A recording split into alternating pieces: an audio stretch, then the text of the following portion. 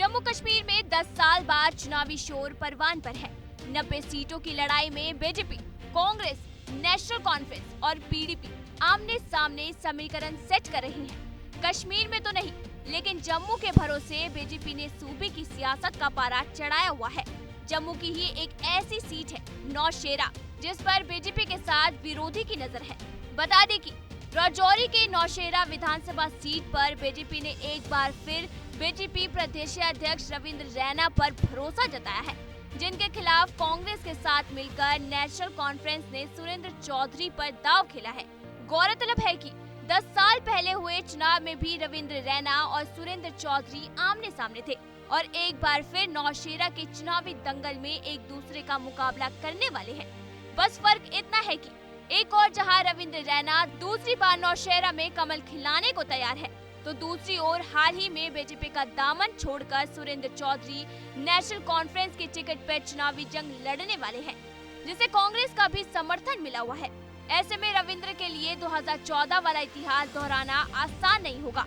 हालांकि सुरेंद्र चौधरी ने भी कई पार्टियों का अनुभव ले रखा है। 2014 में सुरेंद्र पीडीपी के टिकट पर चुनावी मैदान में थे, फिर मार्च 2022 में बीजेपी में शामिल हो गए। हालांकि बीजेपी में उन्हें मनामाफी कद नहीं मिला तो कुछ ही महीनों में उमर अब्दुल्ला के साथ हो लिए और नेशनल कॉन्फ्रेंस का दामन थाम लिया। पिछले दिन चुनावों पर नजर डाले तो यहाँ पहले कांग्रेस का राज हुआ करता था। 1996 में कांग्रेस के राधेश्याम शर्मा ने जीत हासिल की थी, तो वहीं 2002 में कांग्रेस के ही रोमेश चंद्र विधायक बने थे, जबकि 2008 में जेकेएन के टिकट पर राधेश्याम शर्मा जीते। लेकिन 2014 में रविंद्र रैना ने पहली बार नौशेरा में बीजेपी का कमल खिलाया और जीत हासिल की।